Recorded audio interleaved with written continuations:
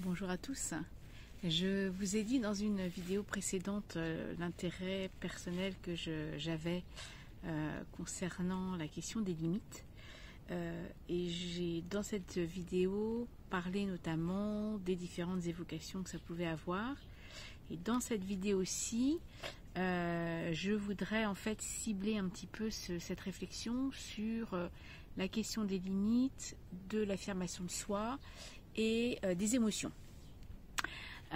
Parce que pour moi, entre autres, bien évidemment, mais les limites renvoient à la notion de consentement. Et dans cette idée-là, quelques questions se posent. Qu'est-ce que j'accepte ou pas? Qu'est-ce qui est important pour moi ou pas? C'est aussi quelle distance je mets entre moi et l'autre, les autres. Et puis, dans quelle mesure je me respecte et j'ose, ou je sais en tout cas, me faire respecter. Et plus particulièrement, sans doute, je sais dire non. Donc, bien évidemment, on voit bien, et c'est tout l'enjeu de cette vidéo, comment le consentement et la question des limites vient évidemment questionner le sujet de l'affirmation de soi et évidemment des émotions qui peuvent être présentes justement dans des relations qui peuvent être consenties, ou là on va plutôt s'intéresser à des relations dans lesquelles il peut ne pas y avoir de consentement. Et donc dans les situations au cœur desquelles justement il est question de consentement, et j'élargis à des situations qui n'ont pas forcément d'enjeu sexuel, en fait chaque partie prenante a ses responsabilités.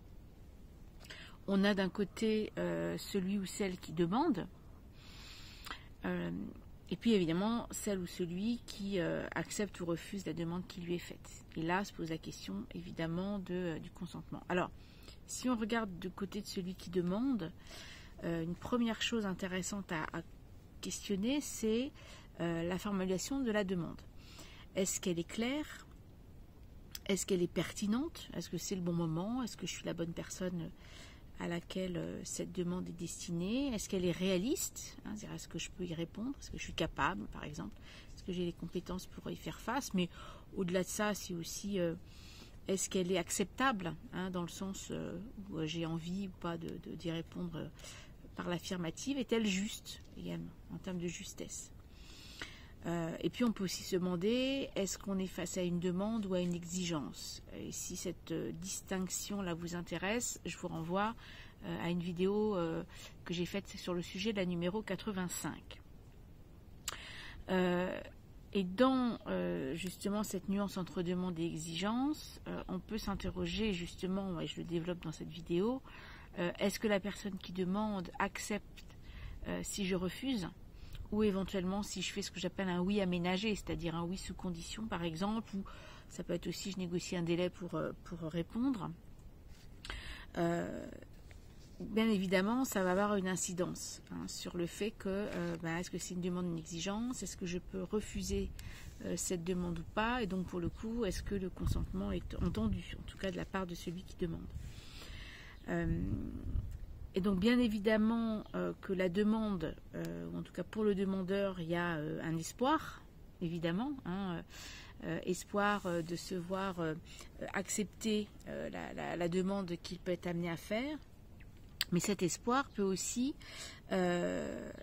suscité par la demande, peut aussi succéder une colère, voire même une frustration, en particulier si la demande est refusée. Et c'est là où ça va être intéressant justement de repérer est-ce qu'on était face à une demande ou une exigence. Parfois des demandes sont des exigences voilées. Donc ça peut être intéressant aussi à repérer. Et évidemment, si je suis face à une fausse demande, j'ai envie de dire, en tout cas une exigence formulée un peu sous forme d'une demande, moi qui suis interpellée par la demande, je peux évidemment ressentir de la colère, et puis je peux aussi, et c'est sans doute peut-être plus fréquemment encore, ressentir de la peur, quand ce n'est pas de la sidération. En particulier lorsque la peur et la surprise se conjuguent. C'est-à-dire que je suis un petit peu pris au dépourvu et je sens quelque part que je ne peux pas vraiment dire non. Voilà, et donc je peux être amenée ainsi à dire oui, voilà, dans une forme de contrainte en fait, que je n'ai pas forcément perçue. Et donc pour celui, donc je vais mettre dans cette position-là, hein, qui répond à la demande, ce qui va être intéressant, c'est de questionner la demande elle-même, c'est-à-dire de clarifier celle-ci, en particulier si elle n'est pas claire, pour savoir également à quoi je dis oui, à quoi je dis non. Et ne pas répondre trop vite à une demande qui finalement est un petit peu floue. C'est aussi prendre le temps nécessaire pour répondre, quitte à demander un délai de réponse, et puis s'assurer que la réponse que je vais faire est OK. C'est voilà, conforme à mes désirs, mes besoins, mes attentes, mes compétences, etc. Et puis s'assurer que voilà, la réponse qu'on fait est je dirais consentie, c'est-à-dire que c'est fait sans peur, sans contrainte. C'est pas non plus une réponse qui est faite pour faire plaisir ou pour obtenir de la reconnaissance, par exemple. C'est important aussi de connaître ses propres vulnérabilités, notamment pour ne pas céder, parfois inconsciemment d'ailleurs, à une demande qui au fond n'est pas acceptable pour soi, qui voire même pourrait nous mettre en difficulté, voire en danger. Et puis d'ailleurs, parfois, il peut arriver que face à des personnes agressives, toxiques, manipulatrices, voire perverses, savoir tenir tête ou carrément partir pour ne pas se laisser embarquer justement dans une relation de domination qui peut nous être délétère. Donc, pour conclure, je vous invite évidemment à être rigoureux dans l'expression de vos demandes, tel que je l'ai précisé un peu plus tôt dans cette vidéo, à respecter aussi, si vous êtes demandeur, bien sûr, la réponse de votre interlocuteur, quitte à négocier, évidemment, on peut insister, négocier, mais l'idée c'est de pas rentrer dans une relation justement de pouvoir. Et puis si vous êtes par contre en position de répondre à une demande qui vous est faite, eh bien je vous invite à repérer quels sont les types de demandes, les types d'interlocuteurs, les types de contextes aussi, qui peuvent vous faire perdre pied quelque part et qui viennent peut-être vous chercher là où sont vos blessures personnelles, et qui vont faire que justement il peut y avoir une forme d'emprise ou quelque part une forme d'abus en fait, où on vient vous soutirer finalement un oui alors qu'au fond vous souhaitiez dire non.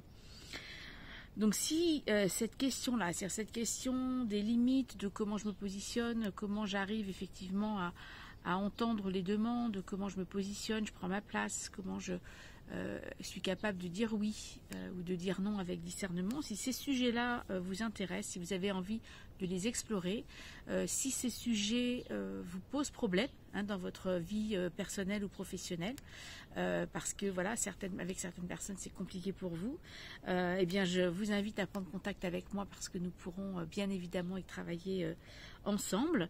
Et puis par ailleurs, si vous avez apprécié cette vidéo, je vous invite à liker, à la partager, et puis si ce n'est déjà fait, bien sûr, à vous abonner sur ma chaîne en cliquant sur la petite cloche qui est juste en bas. Je vous dis à très très bientôt pour de prochaines vidéos, et puis en attendant, allez explorer les autres vidéos que j'ai pu poster. Ce sera avec plaisir. Je pense que vous découvrirez d'autres sujets de prédilection que j'ai pu développer. Bien à vous, au revoir.